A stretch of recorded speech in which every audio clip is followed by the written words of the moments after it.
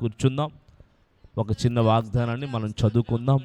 ఈ దినం కొరకే దేవుని సన్నిధిలో ప్రార్థిస్తున్నప్పుడు ప్రభు ఇచ్చిన వాగ్దానం యెషయా గ్రంథము 43వ అధ్యాయం మొదటి వచనంలో ఉన్న మాటని మనం చదువుకుందాం.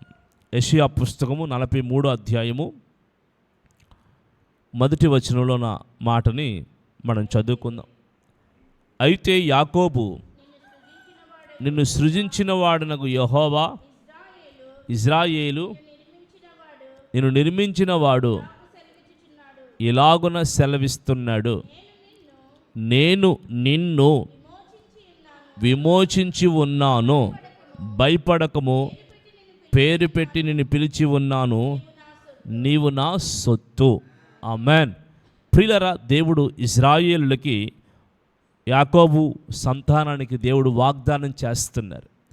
ఏమనంటే, నేను నిన్ను విమోచించి ఉన్నాను. Praise the lord. ఏం చేసి ఉన్నారు?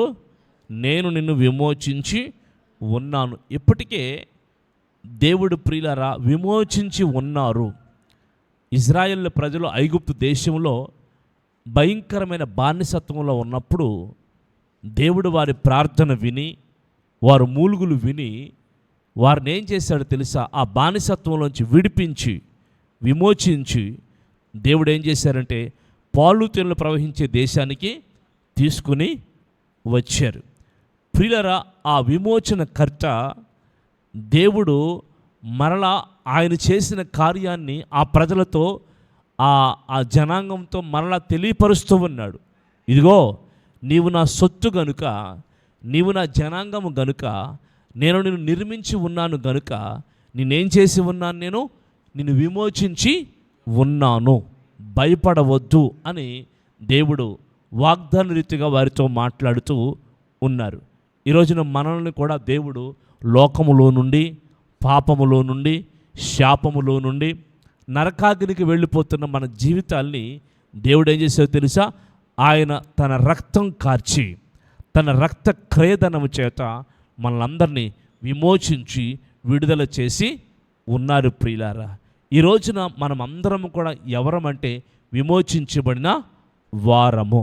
బాగా వినండి, విమోచింపబడిన వారము. విమోచన క్రయధనముగా దేవుడు తన సొంత రక్తాన్ని మనందరి కొరకు ధారపోశాడు. చూడండి, ఆయన విమోచించుకున్న ప్రజల్ని ఆయన ఎన్నడైనా వదిలిపెడతాడా అంటే వదిలిపెట్టడు.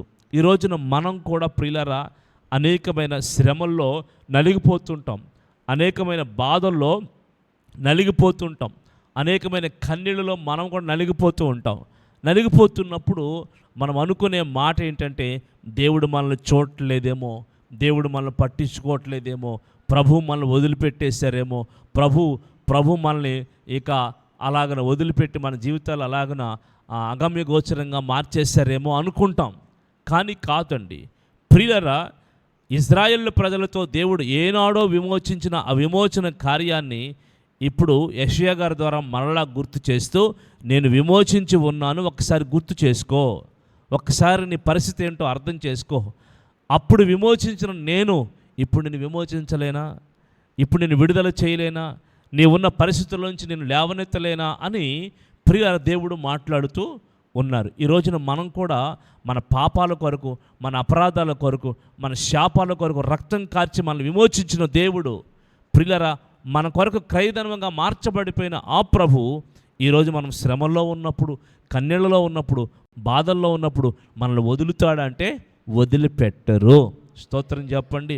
ఒకరోజు యోబు గారు చాలా వేదనతో, దుఃఖంతో, ఏమండి ఈ వేదనతో దుఃఖంతో ప్రార్థన చేస్తూ, ప్రియులరా ఆయన పడుతున్న బాధల్ని, ఆయన పడుతున్న కష్టాల్ని చూడడానికి వచ్చిన స్నేహితులు నానా బాధలతో, నానా మాటలతో అతన్ని బాధ పెడుతున్నారు. అయితే యోబుకున్న విశ్వాసం ఏంటంటే, ఈ బాధలు పడుతున్నాను కానీ ఈ బాధల నుంచి నన్ను విడిపించగలిగిన దేవుడు సజీవుడు అని ఎరిగి ఉన్నాడు గనుక యోబు అంటూ ఉన్నారు, ఇదిగో నా విమోచకుడు సజీవుడని నేను ఎరుగుదును, ఆయన ఒకరోజు నన్ను విడిపించబోతూ ఉన్నారు. ఆమేన్. మన విమోచకుడు సజీవుడండి, ఆయన బ్రతికి ఉన్నాడు, ఆయన మరణించి లేడండి, సమాధిని గెలిచి ఏమయ్యాడు తెలుసా? లేచి ఉన్నాడు ప్రియులారా. ఎందుకంటే సజీవుడైన దేవుడు మనందరిని ఏం చేస్తున్నాడు తెలుసా? చూస్తూ ఉన్నాడు. విమోచించాలని, మనల్ని విడుదల చెయ్యాలని, మన జీవితాలు లేపాలని, మన జీవితాలు లేవనెత్తాలని ఆయన చూస్తూ ఉన్నాడు దేవుడు. గనుక ఈరోజు ఆయన ఎవరిని విడవడండి, ఎవరిని విడిచిపెట్టడు, ఎవరిని వదిలిపెట్టడు. ఆయన అందరినీ విమోచిస్తాడు. మనము కూడా మన విమోచకుడు సజీవుడు, నా దేవుడు నన్ను విడవలేదని ఒకరోజు మనం సాక్ష్యం చెప్పేటట్టుగా దేవుడు చేస్తాడు. అందుచేత మన విమోచకుడైన యేసయ్యను మనం విశ్వసించి ఆయన మీద మనం గురి నిలిపినప్పుడు ఖచ్చితంగా మన జీవితాల్లో ఉన్న పరిస్థితులన్నిటిలోంచి విడిపించబడతాం, విమోచించబడతాం, విడుదల పొందబడతాం. ఈ వాగ్దానం మీకును మనందరికీ దేవుడు నెరవేర్చునుగాక.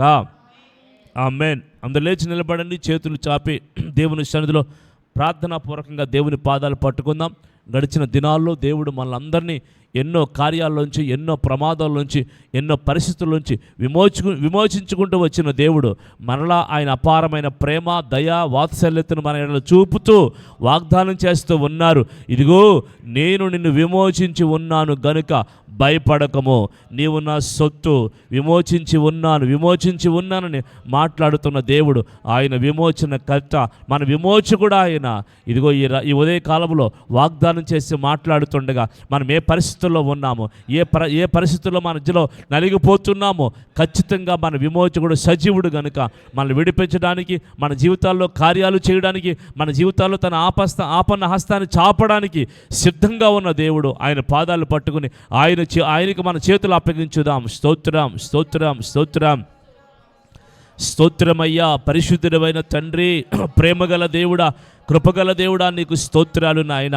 అయ్యా, మా విమోచకుడవు నీవై ఉన్నావు గనుక, మమ్మల్ని విమోచించే దేవుడు అయి ఉన్నావు గనుక, అయ్యా మేము నీ సొత్తుమై ఉన్నాము గనుక తండ్రి నీకు స్తోత్రాలు. మా జీవితాల్లో విడుదల కలగచేయండి. నలుగుతున్న ప్రతి పరిస్థితిని మీరు చూస్తున్నారు కనుక, ఎంతమంది ప్రార్థన ద్వారా నాయన, ఎంతమంది కన్నీళ్ళలో నలిగిపోతున్నారో ప్రభు, నీ వైపు చూస్తున్నారో అయ్యా, మమ్మల్ని విడిపించేవారు లేరా అని ఎదురు చూస్తున్నారో తండ్రి. అటువంటి వారందరికీ మీ ఆపన్న హస్తాన్ని చాపండి. మా పక్షముగా, పరిచర్య పక్షముగా, వచ్చిన బిడ్డల పక్షముగా, కుటుంబాల పక్షముగా, నాయన ఈ యొక్క లైవ్ ద్వారా చూస్తున్న బిడ్డల పక్షముగా తండ్రి, నీ విమోచన కార్యాలు ప్రారంభించమని వేడుకొనుచున్నా, విమోచన కార్యాలు మొదలు పెట్టమని ప్రార్థిస్తున్నాం. నిశ్చయముగా నీ ఘన కార్యాలు ద్వారాలు తెరిచి కార్యాలు చేయమని ప్రార్థిస్తున్నాము తండ్రి. విడవద్దు నాయన, ఎడబాయొద్దు ప్రభువ.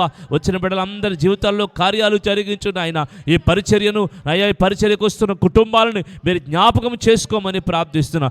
ఎంతోమంది ప్రార్థనా సహాయాన్ని కోరున్నారు. అనారోగ్యాలతో ఉన్నవారు, హాస్పిటల్లో ఉన్నవారు, ఐసీయూలో ఉన్నవారు, నేను హార్ట్ కంప్లైంట్తో బాధపడుతున్నవారు ప్రార్థనా సహాయాన్ని కోరి ఉండగా వారందరి పక్షముగా ద్వారాలు తెరువు. ఉద్యోగాల కొరకు ఎదురు చూస్తున్నారు, చదువుల కొరకు ఎదురు చూస్తున్నారు, ఇంటర్వ్యూకి వెళుతున్నారు ప్రభు. స్తోత్రాలు నాయన, నువ్వు కార్యాలు జరిగించు. నిశ్చయముగా నువ్వు ఖచ్చితంగా మంచి భవిష్యత్తు ఇచ్చే దేవుడు గనుక తండ్రి, నీ ప్రజలందరి జీవితాల్లో కార్యాలు జరిగించమని నాయన ఈ ప్రార్థన మనలన్నీ మీరు ఆలకించండి. ఈ ఉదయం నుండి సాయంకాలం వరకు నీ కృప మా ఎడల కుమ్మరించండి తండ్రి. నీ కృపలో వర్ధనలు చేయండి దేవుడా, ఉల్లసింప చేయండి నాయన. శాంతి సమాధానాలు ఇవ్వండి నాయన. మునుపటి దినము కంటే ఈ దినం ఒక నవనూతన కృపలో నడిపించు నాయన. స్తోత్రాలు. నిశ్చయముగా నీ ఆశీర్వాదాలని మేము చూచున్నట్లుగా తండ్రి కృప దయచేయమని యేసు క్రీస్తు పరిశుద్ధ నామములో ప్రార్థించి వేడుకొనుచున్నాము తండ్రి. ఆమేన్. మన ప్రభువైన యేసుక్రీస్తు కృప, తండ్రి అయిన దేవుని ప్రేమ, పరిశుద్ధాత్మ సన్నిధి సహవాసం మనందరికీ తోడయండి నడిపించును గాక. ఆమేన్. ఆమేన్. అందరికీ వందనాలు, స్తోత్రాలు. ప్రభువును దీవించును గాక.